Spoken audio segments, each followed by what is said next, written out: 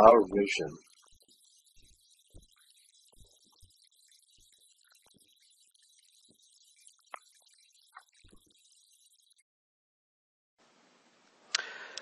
Hello. Today I thought we'd discuss how scale changes the problem itself.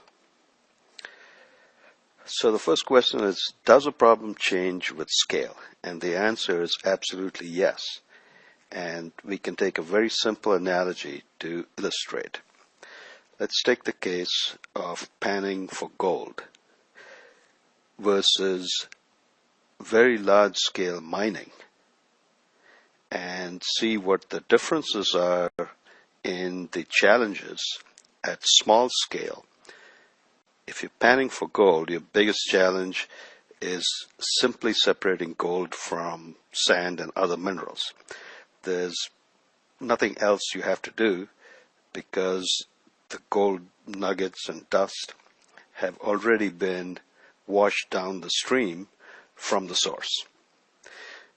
Now, if you go to the large scale mining instead, and by the way, this is a very large mine in Australia, and as you can see, it almost dwarfs the town. So what is the biggest challenge here is how to get at the rocks that contain the gold. You have to blast your way down and extract the rock. And once you've got it onto your dump trucks and pulled it out, then actually the challenge that was the biggest challenge before, separating gold, is relatively easy. Gold is heavy and it's also bright, both optically, X-rays, there's lots of ways to detect and separate them. So why is this analogy relevant to us? Primarily because legacy database engines were designed for small scale. They were dealing with gigabytes of data on a single computer, and they were constrained by the legacy hardware, very limited CPU power, memory size, and network bandwidth. And what this means is with today's hardware, where the resources available are a couple of orders of magnitude greater than they were a couple of decades ago, is many large clusters of servers, hundreds to thousands, many CPU cores, today 16 in a single server, maybe more in the near future, very large memory, 128 gigabytes is not unusual today, and very high network bandwidth, over a gigabyte per second or of that magnitude. Now, the challenge becomes, how do we use these resources?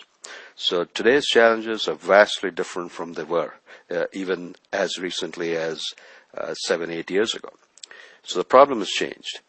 How to scale out and use the cluster of servers, how to leverage many CPU cores, how to efficiently use the large memory available, and how to efficiently use the network bandwidth. So these are the challenges, and these challenges cannot easily be solved if you start with a legacy database engine and all the algorithms embedded in there. You really need a fresh approach. You cannot, after the fact, sort of glue on anything to fundamentally solve the underlying architecture. So what you need is a shared nothing parallel architecture. You need a natively parallel kind of peer-to-peer execution engine that doesn't have any choke points in some kind of a coordinator or a sync point where everybody is communicating with. And you certainly cannot scale with a federation of databases or a sharding approach. Those are just not going to work at large scale. You need your code to be heavily multi-threaded to leverage the many core CPUs, and you have to use the I/O devices very efficiently. Large payload, low overhead. And of course, to hide the network transfer times, you need pipeline processing. So this is what is needed, and you have to do it from scratch if you really want to get the benefits. So our product DBX has these features. It has been engineered from first principles to meet all the requirements listed in the previous slide. Performance is proven in benchmarks. Near linear scaling to hundreds of nodes, hundreds of terabytes is demonstrable. It is deployable on-premise or in the cloud, and we have a push-button 5-minute deployment at full scale on Amazon AWS.